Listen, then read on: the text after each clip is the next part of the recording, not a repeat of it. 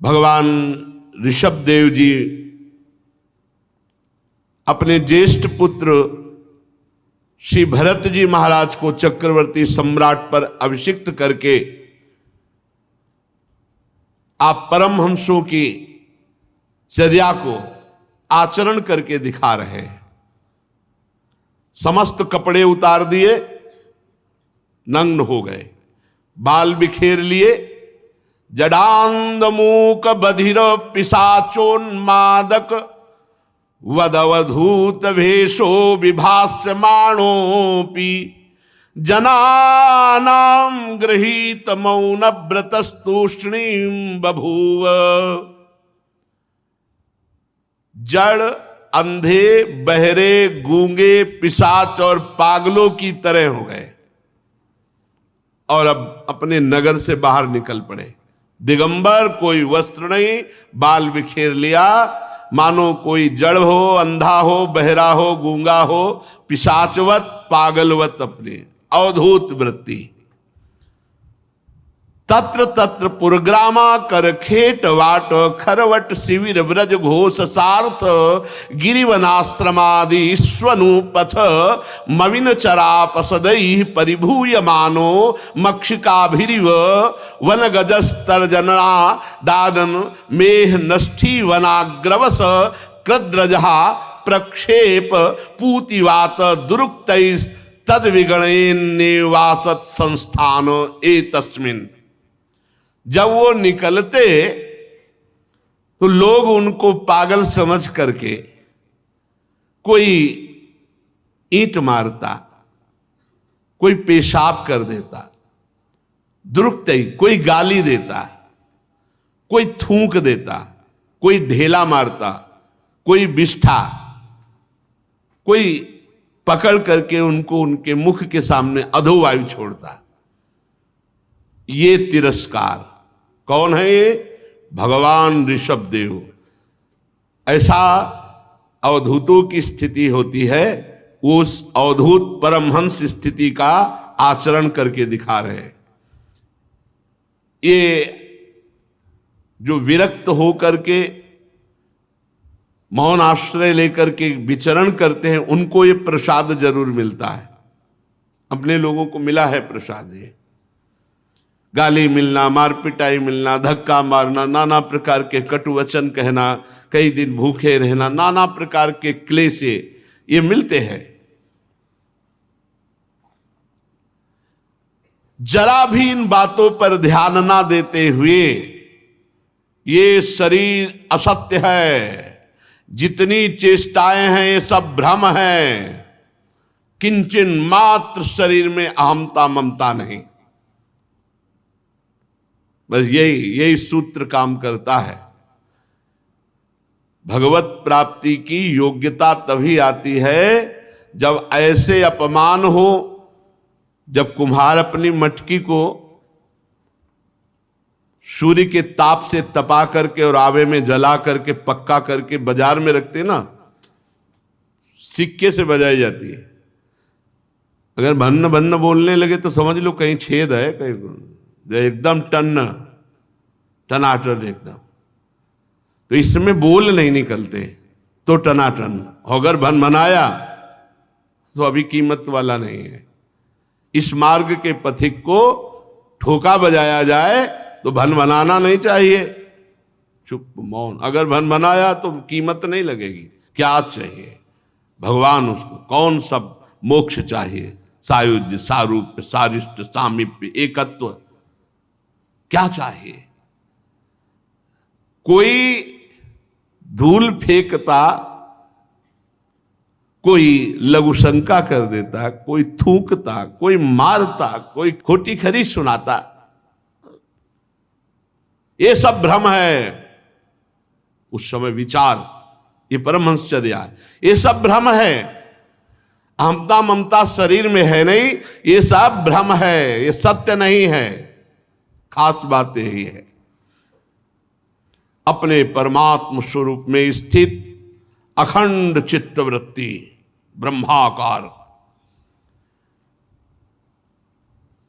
भगवान ऋषभ देव जी ने अब दूसरी वृत्ति धारण की। बीभत्स वृत्ति, घृणास्पद वृत्ति, ऐसे मल लिया पूरे शरीर में लगा लिया, ये अवधूतों की वृत्ति है। बीभत्स वृत्ति से बहुत समय तक रहे, लघु शंका, ना नहाना ना धोना, ऐसे ही सब, ऐसे घृणास्पद वृत्ति, देख के कोई नजदीक न जाए। फिर इसके आगे अजगर वृत्ति, एक ही जगह लेट गए, वही सोच लघु शंका सब हो रही, उसी में लौट रहे। जो मुख के सामने आ गया, अजगर को जैसे पता है, मुख के सामने आ गया, उसी को पा लिया। कई कई दिन भूखे रहना, कभी कोई प्रारब्धवशात शरीर से कि प्रारब्ध से पीड़ित होकर कोई आहार आ गया तो पा लिया, अन्यथा नहीं। और वो भी लेटे लेटे ही खाना,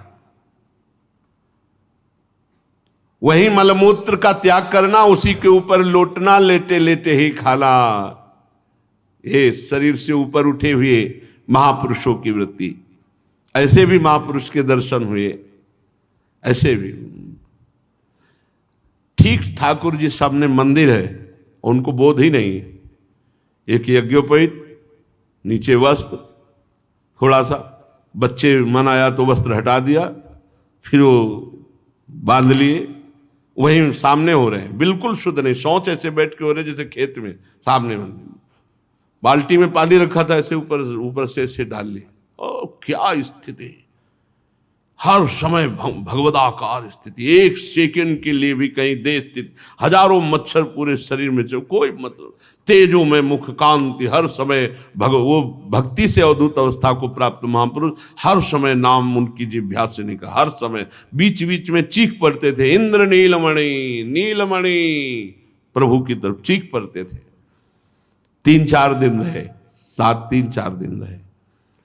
ऐसे जब महापुरुष मिलते तो पीछा कर लेते, जहां स्थिति समझने के लिए। जैसे ब्रह्मलीन महापुरुष मिले तो पीछा कर लेते, 3-4 दिन रात दिन उन्हीं के साथ रहते। उसी मल में लौट करके पूरे शरीर को मल से सान लेते। लेकिन आश्चर्य की बात, ऋषभ देव जी महाराज जी के तस्य हा यह पुरीश सुरभि सौगंध वायुस्तम देशम 10 योजनम समन्तात सुरभिम चकार। 10 योजन तक उस मल की सुगंध जाती थी। भगवान ऋषभ देव जी के मल से बड़ी सुगंध निकलती, जो 10 योजन, 1 योजन का मतलब 4 कोस, तो 10 योजन का मतलब 40 है, नहीं 40 कोस, 4 से 12 120, 120 किलोमीटर खुशबू जाती थी। भगवान है ना। और आचार्यों की, जैसे परमहंस, अवधूत, बीभत्स, अजगर, इन आचार्यों की, महापुरुषों की वो आचरण वृत्ति करके दिखा रहे हैं। गौ मृग काकादि वृत्तियों को स्वीकार किया।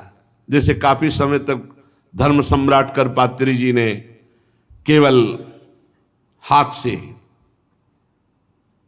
जल पीना, हाथ में ही भोजन, हाथ में ही पाल। एक सन्यासी जी को देखा था, हाथ पीछे बांधवा ली थी। अब जैसे ये गौवृत्ति, तो गौ के हाथ तो नहीं होते ना, तो मुंह में ऐसे जो पानी पिया गंगा जी में, ऐसे पशु की तरह, और ऐसे पत्तल में भोजन रख दिया सान के, तो जो मुंह से गौवृत्ति, मृगवृत्ति, काकवृत्ति, बड़े कठोर गंगा किनारे एक से एक महापुरुषों के दर्शन हुए।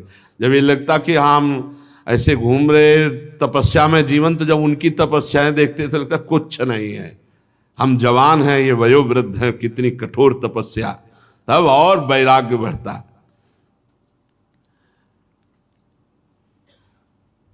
परमहंसों को त्याग के आदर्श की शिक्षा देने के लिए मोक्षाधिपति भगवान ऋषभ देव ने कई तरह के योगाचर्यों का आचरण किया। वे निरंतर सर्वश्रेष्ठ महान आनंद का अनुभव करते रहते थे। उनकी दृष्टि में निरुपाधिक रूप से संपूर्ण प्राणियों की आत्मा अपने आत्मस्वरूप भगवान वासुदेव से किसी प्रकार का भेद नहीं रह गया था। अभेद स्थिति, भगवत स्वरूप, यहीं जाकर सारे पुरुषार्थ पूर्ण होते हैं, भगवत स्वरूप में। भगवान ऋषभदेव जी के पास हाथ जोड़कर सारी सिद्धियां खड़ी हो गई। आकाश गमन, आकाश से जा सकते हो, और मन गमन, मन के अनुसार पहुंच सकते हो। जैसे आप यहां कभी अमेरिका गए और अभी सोचा उस स्थान को, वहीं पहुंच गए सशरीर, ये सिद्धि। अंतर ध्यान हो जाना, दूसरे के शरीर में प्रवेश कर जाना, लाखों करोड़ों कोस दूर की बात को देख लेना, सुन लेना, ये सब सिद्धियां आकर के हाथ जोड़कर खड़ी हो गई। पर भगवान ऋषभदेव जी ने एक भी सिद्धि स्वीकार नहीं की। राजा परीक्षित ने पूछा, भगवान, योग रूपी वायु से प्रज्वलित हुई ज्ञानाग्नि से जिनके राग आदि कर्म दग्ध हो गए थे, यदि उनको ये अणिमादिक सिद्धियां कर प्राप्त हुई तो उन्होंने स्वीकार क्यों नहीं किया? क्योंकि वो तो ब्रह्म स्वरूप में स्थित थे, उनका सिद्धियां क्या बिगाड़ सकती थी? फिर ऋषभ भगवान ने इन सिद्धियों को क्यों स्वीकार नहीं किया? बहुत ध्यान देने का विषय। लोग इसी को सिद्धि मान लेते हैं भगवत मार्ग की। ये तो 5, 6, 7 सिद्धियों की बात वर्णन की, प्रधान 28 सिद्धियां हैं, और फिर सैकड़ों सिद्धियां हैं, और फिर करोड़ों सिद्धियां हैं। श्री राधा किंकरी नाम लुठत चरणों रद्भुता सिद्धि कोटि, करोड़ों सिद्धियां राधा दासियों के चरणों में लौटती रहती हैं, लेकिन वो स्वीकार नहीं करते। भगवान ऋषभदेव जी ने सिद्धियां क्यों नहीं स्वीकार की? उन सिद्धियों को स्वीकार नहीं किया जाता। अगर स्वीकार कर ले तो भगवत प्राप्ति नहीं होगी। श्री सुखदेव जी ने कहा, तुम्हारा कहना ठीक है राजन कि वो ब्रह्मबोध संपन्न महापुरुष, किंतु बहुत सुंदर बात कह रहे, बहुत सुंदर। जैसे चालाक व्याध ने मृग को पकड़ लिया तो वो मृग पर विश्वास करके उसे छूट नहीं दे देगा, नहीं तो भाग जाएगा मृग। ऐसे ही मन पर कभी विश्वास नहीं किया। मन का भरोसा कभी योगी न कर ले, नहीं तो कभी भी वो गिरा सकता है। चंचल मन कभी किसी का मित्र नहीं हो सकता। औरों की तो बात जाने दो, देवाधिदेव महादेव भगवान के मोहिनी रूप में आसक्त हो गए थे, और चिरकाल का संचित तप जब क्षीण हुआ तब होश आया। उसी से ये सप्तम धातु अष्टम धातु ये प्रकट हुई। बहुत बढ़िया श्री सुखदेव जी महाराज उत्तर दी। पहले जैसे चालाक व्याध पकड़े हुए हिरन पर कभी विश्वास नहीं करता, ऐसे ही योगी को कभी अपने मन पर विश्वास नहीं करना चाहिए। जैसे व्यभिचारिणी स्त्री चाहे जितना विश्वास दिलाए, कभी विश्वास नहीं मानना चाहिए। जो कई पुरुषों से संबंध रखती है वो विश्वास दिलाकर बध करा देगी। ऐसे ही ये बुद्धि, ये मन, इन पर कभी विश्वास न दे। अगर विश्वास करेगा तो फांस दिया जाएगा, मारा जाएगा, बंध जाएगा। काम क्रोध मद लोभ मोह भय, कोई भी बुद्धिमान पुरुष कभी इन पर विश्वास नहीं कर सकता। भगवान का अवतार ऋषभदेव जी ये शिक्षा देने के लिए कि भगवत प्राप्ति के लिए, ब्रह्मबोध के लिए, ब्रह्मबोध स्वरूप महापुरुष, भगवत प्राप्त महापुरुष भी इन सिद्धियों को स्वीकार ना करे। गोस्वामी तुलसीदास जी ने भी लिखा है, जिद्द सिद्ध पेरहि बहुआई और बुद्धि लोभ दिखावे भाई, और होए बुद्धि जो परम सयानी तिन तन चितई नानहित। ये अनहित कर देंगी, इनका स्वीकार करना ठीक रही। अवधूत परमहंस विविध भागवतिक आचरण करने वाले को अपने ईश्वरीय प्रभाव को छिपाए रखना चाहिए। कभी इन सिद्धियों को स्वीकार करके चमत्कार प्रकट नहीं करना चाहिए। आप हमारे ब्रजमंडल में एक भी सिद्ध ऐसा बता दो, एक भी सिद्ध, पूर्व से लेकर अभी तक इतिहास साक्षी है, वो सब भगवत रस में रोने वाले मिलेंगे, चरणों में लौटने वाले मिलेंगे, दैन्य मिलेंगे, क्योंकि ये सब भगवत प्राप्त प्रिया प्रीतम की प्राप्ति वाले। तुम्हारे मन की बात जानना, दूर के दृश्य को देख लेना, अंतर ध्यान हो जाना, ये सिद्धियां नहीं स्वीकार करते। ना ब्रह्मबोध संपन्न महापुरुष, ना भगवत प्रेमी जन। ये सिद्धियां जो स्वीकार कर रहे, छोटी मोटी सिद्धियों की बात क्या, अनिमादिक सिद्धियां भी नहीं स्वीकार करते। भगवत प्राप्त या ब्रह्मबोध पुरुष को अपने ईश्वरीय प्रभाव को छिपाना चाहिए। रिद्धियों सिद्धियों को स्वीकार नहीं करना चाहिए। अपने ईश्वरीय प्रभाव को छुपाए किसी भी रिद्धि सिद्धि को स्वीकार न करे। अब ऋषभदेव भगवान योगी को देह त्याग की विधि सिखाने के लिए अपने शरीर को छोड़ना चाहा। अपने को परमात्मा में अभिन्न देखते हुए देहाभिमान से मुक्त हुए लिंग देह को ले करके एक पत्थर का टुकड़ा मुंह में डाला। अब न खाना है, न पीना है और न बोलना है। पत्थर का टुकड़ा मुख में डाला, बड़ा विचित्र ढंग से शरीर छोड़ा। उन्मत्त दिगंबर, और एक वन में घुस गए जहां बांसों की रगड़ से आग लगी हुई थी। धधकती हुई वन की आग में लाल लाल लपटें उठ रही थी। उसी में भगवान ऋषभदेव जी ने अपने शरीर को झोंक दिया। मुख में पत्थर का टुकड़ा, दिगंबर, और दावाग्नि में अपने शरीर को भस्म कर दिया। अंतिम समय ये ऐसे शरीर को पूरा किया। बड़ा विचित्र भगवान ऋषभदेव जी का ये अवधूतों की जो आखिरी स्थिति होती है, अंतिम स्थिति का। महाराज श्री सुखदेव जी परीक्षित जी से कहते हैं कि जब कलयुग में अधर्म की वृद्धि होगी तो कोंक वेंक और कुटक देश का मंदमती राजा अरहत वहां के लोगों से ऋषभदेव जी के आश्रमातीत आचरण का वृत्तांत सुनकर वो स्वधर्म का परित्याग करके पाखंड का प्रचार करने लगा। भाई ऋषभदेव जी भगवान की तो स्थिति थी, अब वो उनका नाटक करने लगा तो नाटक तो पापाचरण हो गया, पाखंड हो गया। उससे कलयुग में जो मोहित लोग हैं वे शास्त्र विहित शौच और आचार को छोड़ देंगे।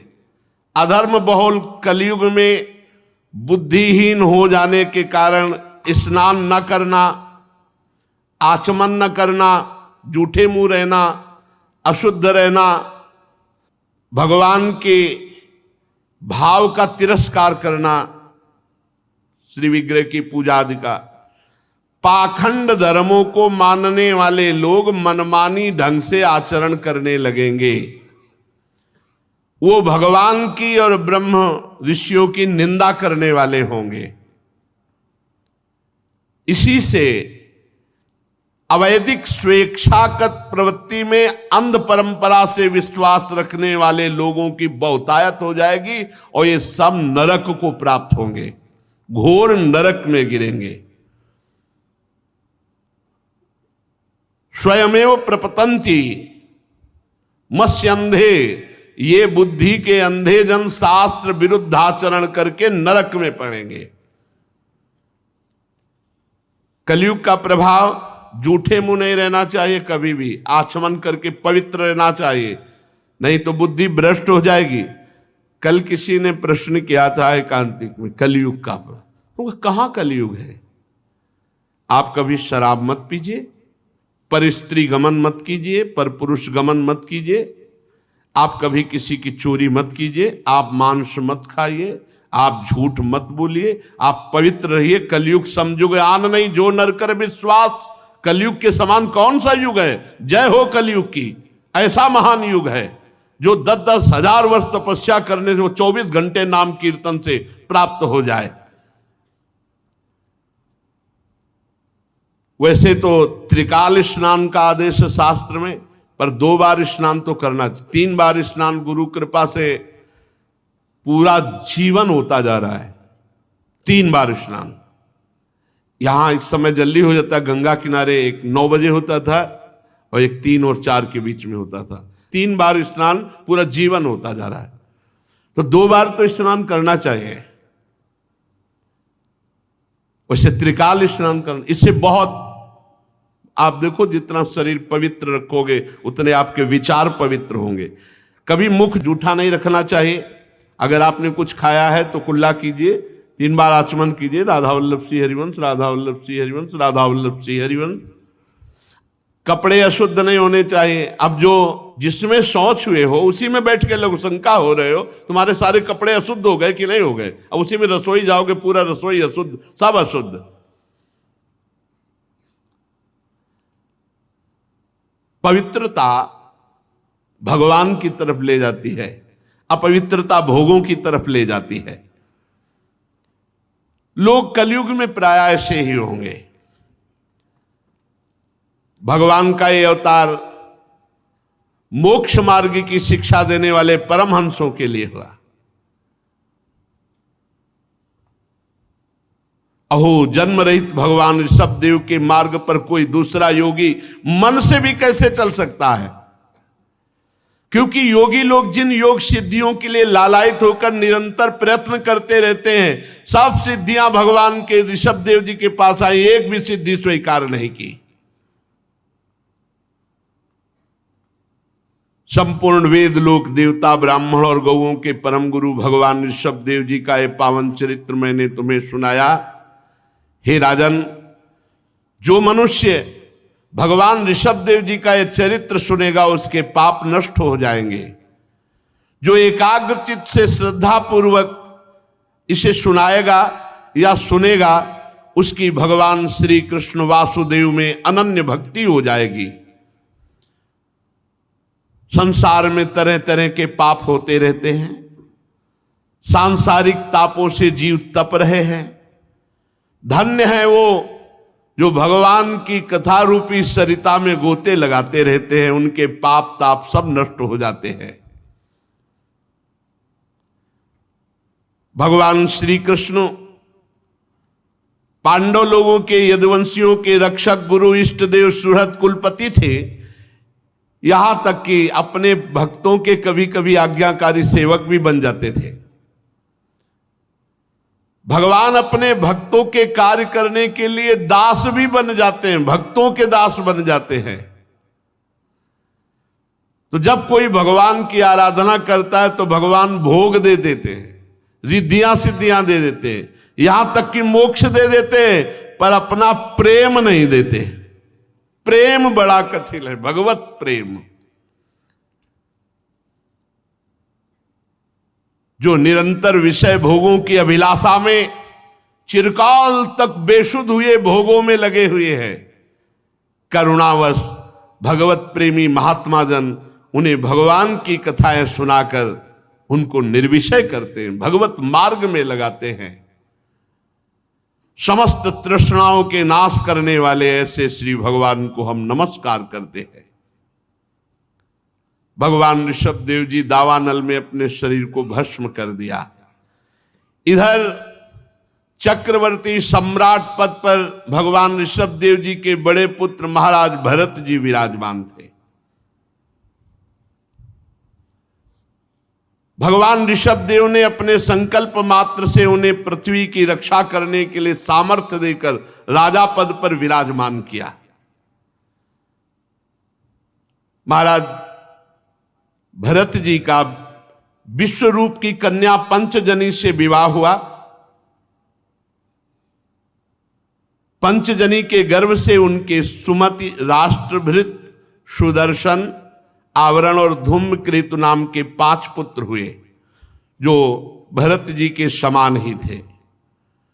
इस वर्ष का, जिसका नाम पहले अजनाभ वर्ष था, भरत जी के नाम से ही इसका नाम भारत वर्ष हुआ। भगवान ऋषभ देव जी के पुत्र भरत जी के नाम से ही पहले ऋषभ देव जी तक अजनाभ वर्ष इसको कहा गया।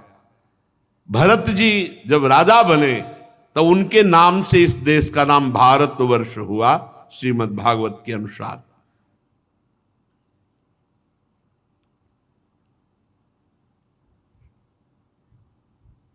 महाराज भरत जी तो स्वभाव से ही भगवत भजन परायण और बहुज्ञ, सब शास्त्रों का ज्ञान, राजनीति का ज्ञान। जैसे उनके पिता पितामह राज्य करे वैसे ही भरत जी राज्य किए। बड़े वात्सल्य भाव से दुलार करते हुए अपनी प्रजा का पालन किया और छोटी बड़ी बहुत सी यज्ञों का अनुष्ठान किया।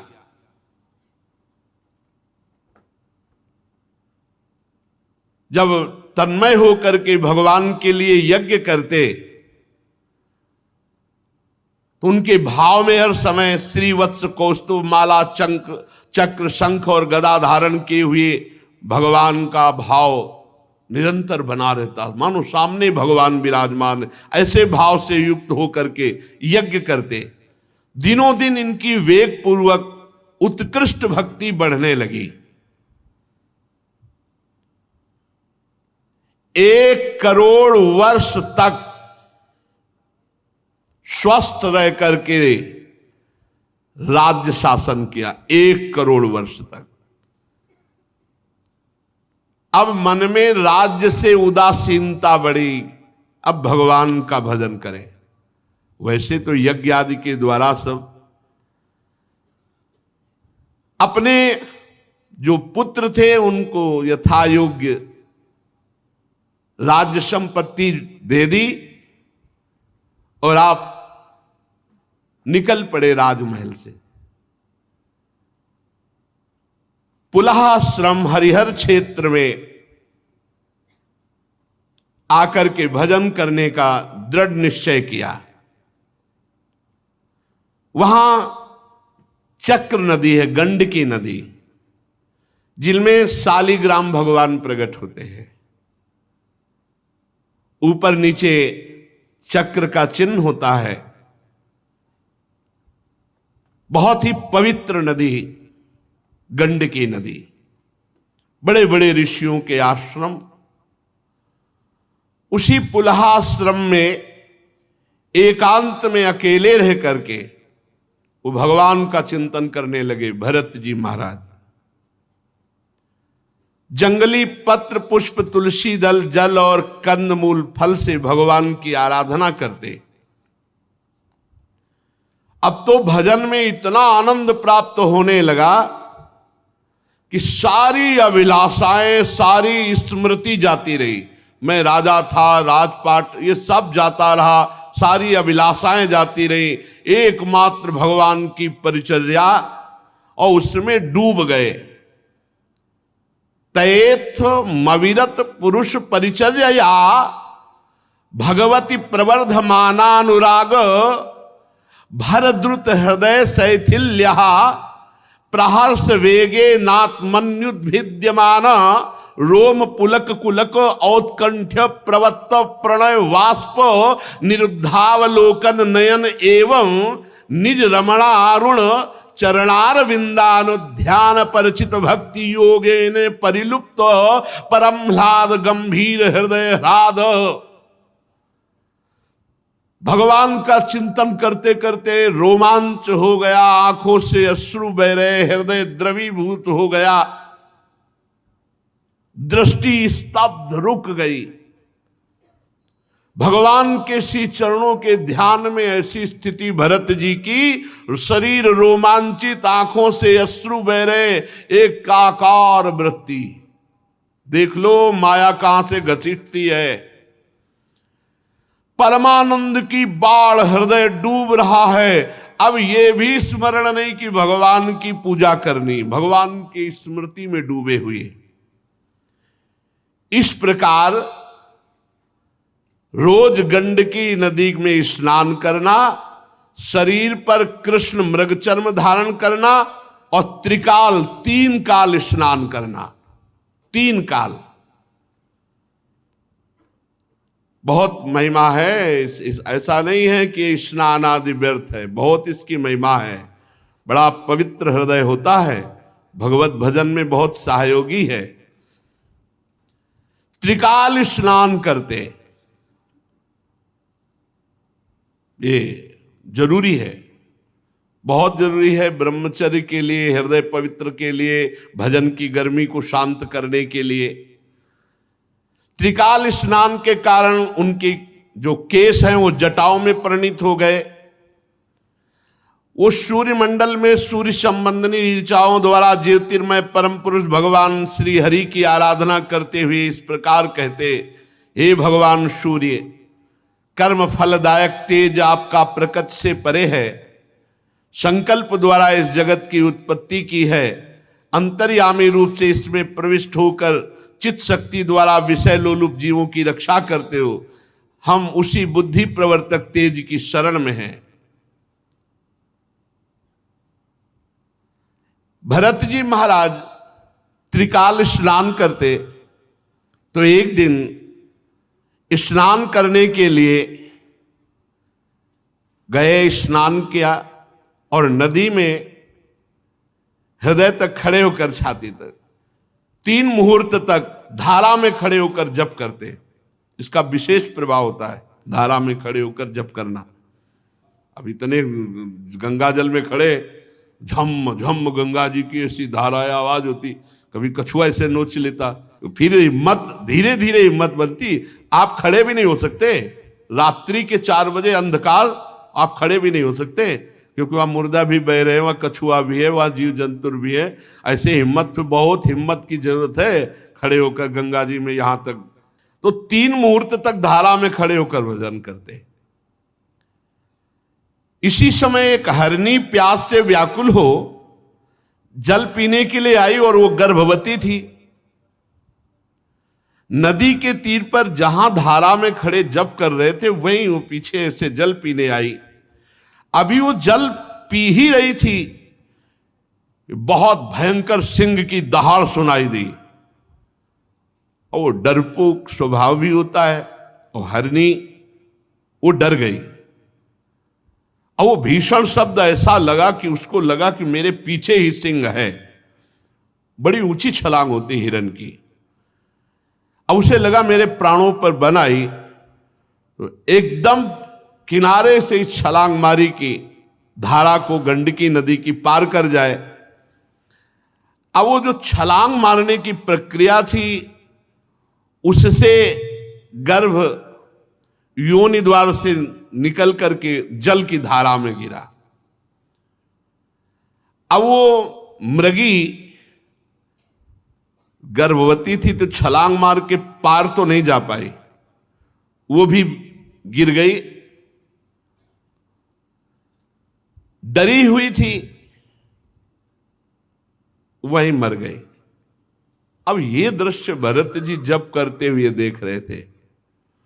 उन्होंने देखा कि हरनी तो मर गई, कृष्ण सारस्वती निपपातात च ममार, जो इसकी मां थी वो तो मर गई, जो बच्चा था वो जल में प्रवाहित हुआ। दौड़ पड़े राजर्षि भरत जी, दौड़ पड़े मंत्र जप छोड़ करके, और दौड़ना ही चाहिए। और दयावश उसको गोद में उठा लिया, हिरन के बच्चे को, और अपनी कुटिया पे ले आए, जो फूस आदि की बनी होगी। छोटा बच्चा तो बड़ा अच्छा लगता है, फिर मृग का तो और। भरत जी को ऐसी शीतलता मिली मानो जैसे राजपाट पुत्र सब छोड़ के आए थे तो एक विरह होता है, वो जान नहीं पाए कि वो अभी विरह। कितनी ऊंची स्थिति का वर्णन किया है। भगवान के चरणारविंद के ध्यान में शरीर पुलकित तो रोमांच, और ऐसी स्थिति कि अब क्या पूजा करनी ये भी सुध नहीं रह गई। अब उस बच्चे को रात दिन छाती से लगा के रखना और दुलार करना, बस 2-3 दिन में वो तो चलने तो 2-4 घंटे में लगता है, 2-3 दिन में तो छलांग मारने लगा। अब उसी के लिए हरी हरी घास बिन के लाना और छाती से लगाए हैं, गले में बैठाले हैं, पुचकारते, चूमते, हृदय से लगाते। अब सब यम नियम पूजा छूट गई, भगवान का चिंतन छूटने लगा। ये खास बात। ऐसा विचार करने लगे, देखो काल चक्र का प्रभाव, ये अपनी मां से अलग होकर मेरी गोद में आ गया। अब ये मेरा शरणागत है, अब मैं इसे नहीं छोड़ सकता,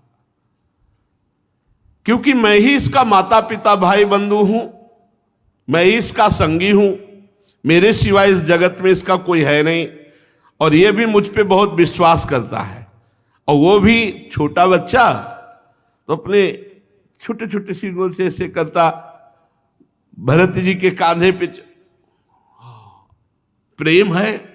अब पूरे परिवार का प्रेम छोड़कर एकांत भजन कर रहे थे, भगवान से प्रेम हटा हिरण के बच्चे में। अब उसके प्यार दुलार के लिए कांधे पे चढ़ा के ले जाते, जहां हरी हरी घास होती तोड़ तोड़ के उसके पवाते, दुलार करते।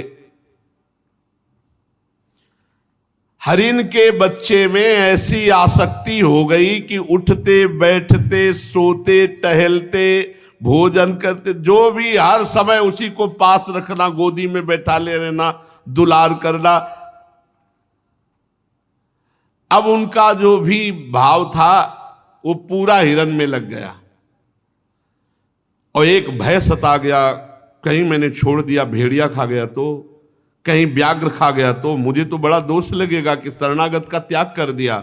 नहीं, तो वो वन में टहलाने के लिए ले जाते, कुटिया में उसी का दुलार कर। अरे इतना दुलार हो गया कि भगवान का भजन सब छूट गया। ये बड़े आश्चर्य की बात है कि जिस भजन के लिए उन्होंने राज रानियों का पुत्रों का त्याग किया, वही भजन का त्याग हो गया हिरण के बच्चे से। कभी कभी हृदय में इतना द्रवित हो जाता कि हिरण के बच्चे को छाती से लगाते, दुलार करते, कांधे पे बैठा लेते, गोद में लेते, बस उसी के दुलार में। अगर कुछ नित्य नैमित्तिक कर्म करना, मानो स्नान करना है, तो अब मंत्र जप करते हुए नहीं, हिरण को देखते, ऐसे उसको पकड़े हुए, ऐसे डुबकी मारी, हिरण न छूट जाए।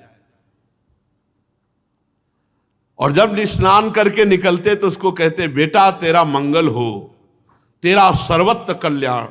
कैसे महापुरुष, कैसा हृदय होता है महापुरुषों का। बेटा तेरा सर्वत्र मंगल हो, मनसा तस्मा आशीष आशास्ते स्वस्ति ता वत्स ते सर्वत्र इति, सर्वत्र तेरा मंगल। कर दिया मंगल, कर दिया मंगल, महापुरुषों का संकल्प।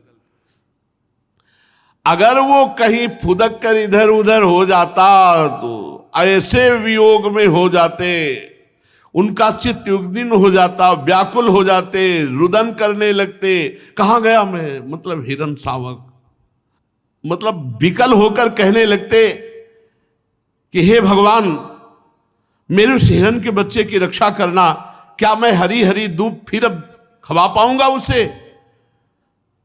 कहीं ऐसा तो नहीं कुत्तों ने गोल बांध करके आक्रमण कर दिया हो, या भेड़िया या कोई शूकर आदि, या कहीं व्याघ्र ही न खा गया हो। अरे संपूर्ण जगत कुशल के लिए प्रकट होने वाले वेदत्तई भगवान सूर्यास्त होना चाहते, लेकिन मेरा मृग दिखाई नहीं दे रहा, हाय कैसे, क्या करूं, कहां जाऊं? महाराज भरत, हे हरिण राजकुमार, मुझ पुण्यहीन से यदि कोई गलती हो गई हो तो तुम क्षमा कर दो, तुम आ जाओ। कैसी दशा, कैसी पूरी जैसी भगवान पर दशा वही, यही है आस, यही द्रवित हृदय को बचाओ। अगर कहीं फंसा तो वैसे ही फंसता है।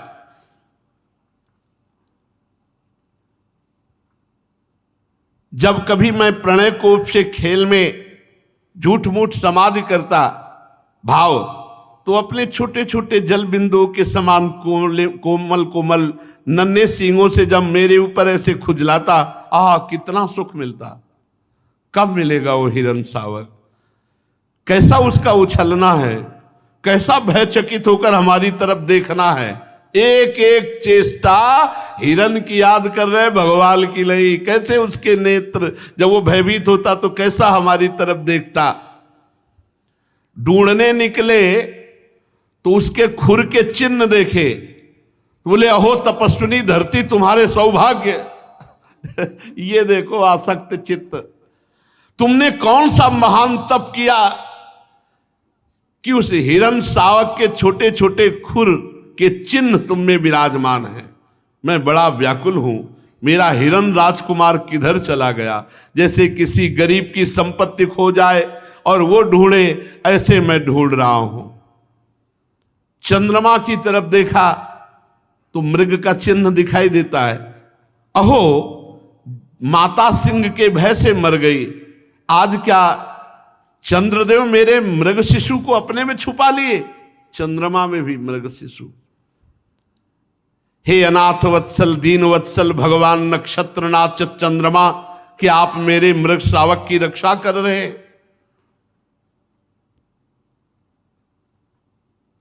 कहीं ऐसा तो नहीं मैं पुत्रों के वियोग की दावानल को छुपा लिया और वही पुत्रों का वियोग मृग शावक के उसमें कहीं मैं चूक तो नहीं कर रहा। बीच बीच में जैसे होश आता है, ऐसे मृग बालक का सहारा लेकर कहीं मैं अपने मोहाग्नि को, जो पुत्र आदि को, पत्नी आदि को छोड़ के आया हूं, कहीं ऐसा तो नहीं हो रहा। भरत जी महाराज, जो सर्वथा असंभव है ऐसी कल्पना करने लगे। भरत जी का चित्त व्याकुल रहने लगा। मृग शावक को इतना प्यार किया कि प्रारब्ध में मृग शावक आ गया। ये देखो, प्रारब्ध बन गया मृग शावक। बहुत सवाल, भगवद आराधना रूप योगानुष्ठान पूरा खत्म हो गया, पूरा खत्म हो गया। वही मृग का चिंतन, वही मृग का चिंतन। ये बहुत सा, एक हिरण के बच्चे ने पूरी की पूरी योग निष्ठा गिरा दी, तो मनुष्य के शरीर में आसक्ति हो जाए या भोगों में तो कौन सी बड़ी बात। नहीं तो सोचो परीक्षित, जिन्होंने मोक्ष मार्ग में भगवत प्राप्ति के लिए अपने हृदय से उत्पन्न पुत्र पत्नी आदि का प्यार त्याग दिया, वो हिरण शिशु में ऐसे कैसे आसक्त हो गए। शब्द लिखा है, राजर्षि भरत हिरण रूपी विघ्न के वशीभूत होकर भगवद योग मार्ग से भ्रष्ट हो गए। भ्रष्ट हो गए, योग मार्ग से भ्रष्ट हो गए। उस मृग छौने के पालन पोषण लाड़ प्यार में भूल गए भगवान को, और जिसका टलना अत्यंत कठिन है वो वेगशाली कराल काल सिर पर चढ़ाया। भरत जी की मृत्यु का समय आया और भगवान की लीला के उस समय हिरण सिराने ही बैठा था, शोकातुर। भरत जी हिरण की तरफ देख रहे, चित्त पूरा हिरण में लगा है कि मेरे मरने के बाद इसका पालन कौन करेगा, इसको दुलार कौन करेगा। बस यही चिंतन होते शरीर छूट गया। अंत काल के अनुसार बिल्कुल साधारण पुरुष जैसी मृत्यु हुई भरत जी की। साधारण पुरुष जैसी, असाधारण महापुरुष की साधारण पुरुष जैसी मृत्यु। शब्द लिखा है, तदानीमपि पार्श्ववर्तिन मात्मज मिवानु शोचंत मभिवीक्षमाणो मृग एवाभिनिवेशित मना। देखते हुए मृग को और मन भी मृग में लगा हुआ है। एवाभिनिवेशित मना विसृज्य लोकम, शरीर छोड़ दिया तो सह मृगेण कलेवरम मृत मनु न मृत जन्मानुस्मृति भगवान की स्मृति नहीं हुई, मृग को देखते हुए मृग की स्मृति में शरीर छोड़ा तो उनको मृग शरीर की प्राप्ति हुई। ये खास बात। अंतकाल की भावना के अनुसार मृत जन्मानु स्मृति ऋतरवन मृग शरीर मवापे, उनको मृग शरीर की प्राप्ति। साधारण पुरुष जैसी मृत्यु, साधारण पुरुष जैसे विषय संसार का चिंतन, ऐसे ही मृग को देखते हुए मृग की स्मृति में शरीर, सबसे बड़ा घाटा हो गया। उनकी स्मृति और चिंतन, अगला शरीर मृग का मिला। परंतु भगवान का भजन कभी व्यर्थ नहीं जाता, इसलिए उस योनि में उनको अपने पूर्व जन्म की याद रही कि मैं महाराज भरत एक मृग की आसक्ति के कारण मृग बना। अब तो बहुत पश्चाताप हुआ कि अरे मेरा एक जन्म मृग की आसक्ति में, बड़े खेद की बात। मैं संयमशील महानुभावों के मार्ग में भगवत आराधना करने वाला भ्रष्ट हो गया एक मृग के। मैंने धैर्य पूर्वक भगवान के लिए सारी आसक्ति छोड़कर एकांत में पवित्र भाव से भगवान के भजन का आश्रय लिया वन में, लेकिन मैं भगवान की आराधना से भ्रष्ट हो गया।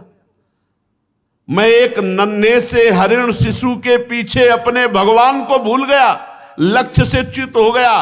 अब नहीं, राजर्षि भरत जी मृग के शरीर को भी गंडकी नदी में खड़ा करके भजन करते और हरी घास खाने में भी डरते कि कहीं आसक्ति ना हो जाए। काल की प्रतीक्षा करते रहे। कुछ समय बाद सूखे पत्ते खा करके गंडकी नदी में भजन करते हुए मृग का शरीर छूटा प्रारब्ध। अब महाराज जड़ भरत जी के रूप में भरत जी का जन्म हुआ। सो आगे की चर्चा। श्री राधा वल्लभ लाल की।